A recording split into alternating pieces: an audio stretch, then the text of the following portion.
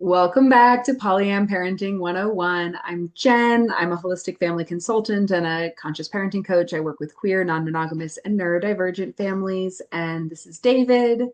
Hey, I'm David. I'm a licensed psychologist, teacher, and researcher on sexuality, gender, and relationships.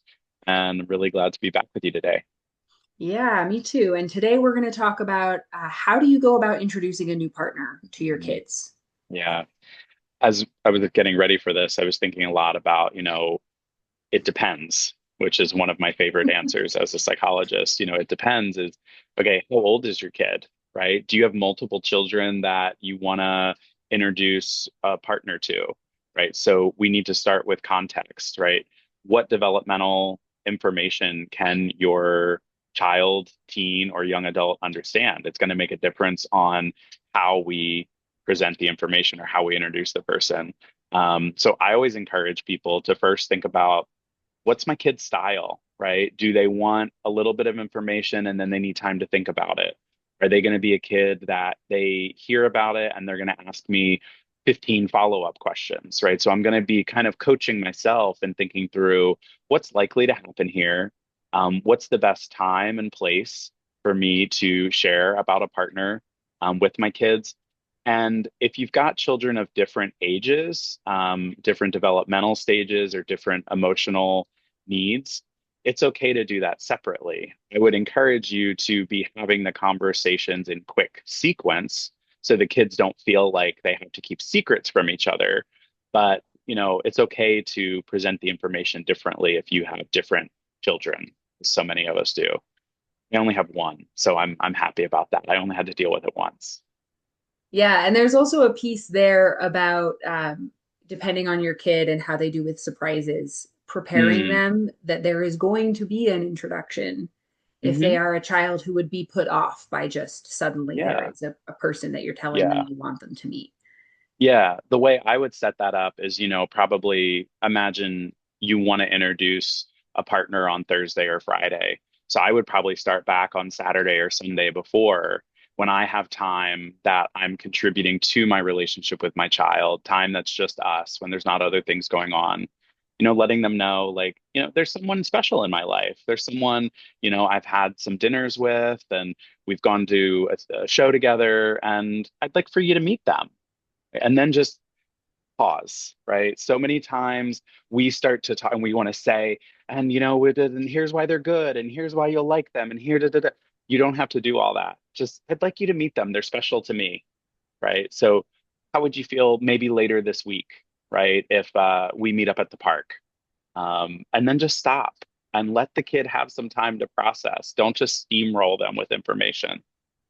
Yeah, and if they ask questions, answer the questions they've asked, not all the I questions love you that. imagine that they might be Yes. asking. That is one of the most powerful things. Even for, I learned in parenting, and I talked to so many of my clients about, is just answer the question that's being asked, right? You're right. We create a dozen, 2 dozen, 3 dozen questions in our mind, but we don't have to answer those. Those are our questions, not our children's questions.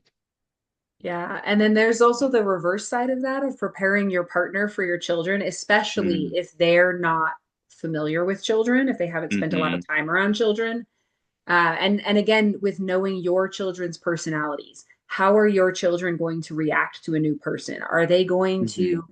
to, be suspicious and keep their distance at first, and your partner needs to know not to take that personally? Right, Or right, are they going to, immediately be like, come play with my horses with me, right. and your partner needs to be Like, prepared to like jump into the deep end? hmm. Yeah, Or are they going to test in some way whether good this point. person is going to put up with, and does there need to be a discussion of like maybe let them call you a stupid name, but don't let Mm, them hit you? Like, where are the hmm. boundaries your partner can hold for themselves Good. with your children? Yeah. And that's so case by case, and it's partner by partner also. And I do think when we're in the parenting role, raising up these kids to be good humans, we are tuned into, okay, what might they be thinking or how do they react? And we've got this whole database of the years of being with them, knowing how they react to different things. And our partners are coming into that for the first time. And they're building their own new relationship with our kids. And they have to decide also what level do they want that to be at. And our kids will test the waters. They will respond differently. Um, and I know we've highlighted it before, but I want to highlight it again. There's, the conversation of coming out to your children that you're dating or you're non-monogamous, you're polyamorous, and then there's the introduction of partners. And it's okay to do one of those at a time, right? If you're not out to your children yet, they don't even know you're dating or you're dating multiple people, and then you want to introduce a partner. I think you have to backtrack a little bit and first think about what's the conversation around, hey, I am in open relationships, what does that mean? And some families look different than other families, and I would have those conversations one at a time, not together. Yes, ideally. And this also ties back into, how long do you wait to introduce a partner? And Mm, at least long enough to have had a lot of these conversations about what is that going yeah. to be like. Hmm. Yeah, Yeah. I'm with you. And we have a great other episode on that too. Yes, we do. And so another piece that comes up a lot is like, what do you call somebody? Mm, Do hmm. you call them a partner? Do you call them a girlfriend or boyfriend? Do you call them a Hmm. friend?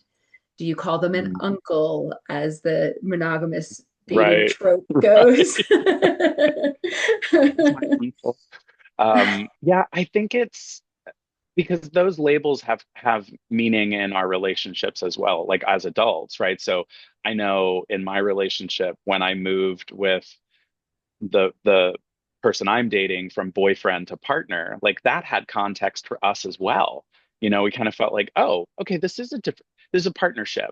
So for us, there was kind of an unspoken hierarchy of these labels. And I think when we really slow down and we think about it, there is for a lot of people. So then what we call these people to our children is going to have a sense of power to them as well. So, I tend to start with, this is a friend, this is someone I'm spending time with, this is someone I'm dating. And then I know for a lot of people I work with, there's kind of this growth into this is someone I'm dating, this is my partner. I would ask people, I would encourage people to be deliberate and consistent with those labels, to help kids just kind of hold that frame and know what to expect. It can be confusing when you're, maybe out with your partner and you run into a coworker and your kid is there and you say, "Oh, this is my friend," because you don't want to be out to that coworker, but then your kid knows, well, at home you're kissy and lovey-dovey and your partner. It's like, so there might be some follow-up when there are different conversations. Yeah, and I also think it's important to especially if you're using a label like friend that can mean a lot of different things. And there's nothing Hmm. wrong with, calling someone you're dating a friend. And Hmm. especially, a lot of us have relationships with people that would be best described as friendships that include a physical component. Hmm. And so there's nothing wrong with calling someone a friend, but your children probably have the idea that you don't like kiss your friends and that you Right. might not, that adults don't typically sleep over in the same bed with their Hmm. friends. They've And so got there might need to context. be some explanation of what you mean by those words and how you differentiate different kinds of friendships, Hmm. and how you, and especially for people who don't like to use a lot of prescriptive labels on their Hmm. relationships, then there Yeah. needs to be more description of what does this person mean to you, and how do they fit into your child's life, Hmm. and those kinds of things, because I do think it's important to um, be congruent in your actions and your words. So if you're telling your child this is a friend, in the same way that you tell your child that everybody else who comes over to the potluck is a friend, As a friend. but then you're kissing just the one friend in Hmm. front of them, that might be confusing. Yeah. So there either needs to be clarity about this is a different kind of friend, or, Hmm. with some of my friends, I have this kind of relationship, Hmm. and with some of my friends, I don't, Hmm. or that kissing needs to not happen in front of the kids, That's that an there needs to excellent be some point. congruence. Right. Right. We have to be able to, as the adults, as the caregivers, right? We have to be able to monitor our behavior, our actions, even when we're feeling all that passion and we're feeling all that new relationship energy. right, we do have to pause and ask ourselves, okay, what can I what can I show here? What can I do here? Especially when we know our kids and maybe they're having a harder time with it. Maybe there are situations where we need to move more slowly than we would internally like because we are prioritizing the psychological and emotional safety of our children.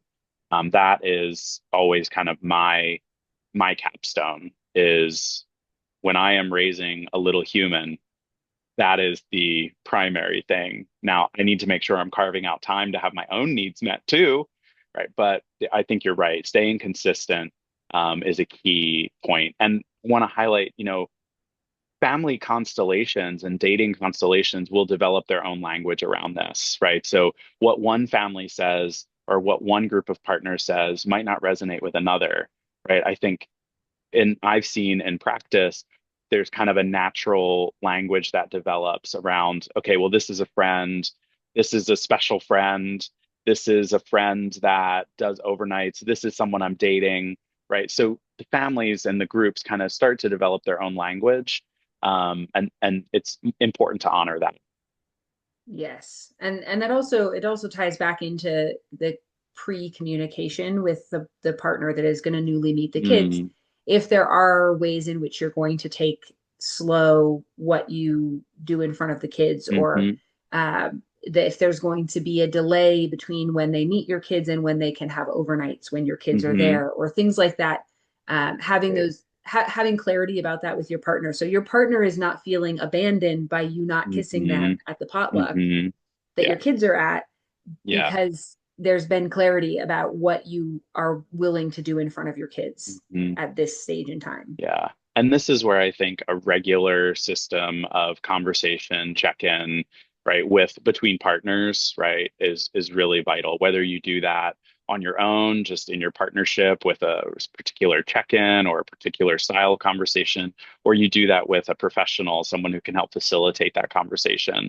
It's really important to have that regular system of how are we doing? What do you need to know? What's going unspoken? That if we as adults address it, it's not going to spill over into the environment or the home environment with our kid there. Absolutely. Yeah. Yeah. Yeah. Awesome. So Well, lots of fun. yeah, thanks for being here, David, Thank you and for we'll be having back. me. See you More soon. Polyam Parenting 101.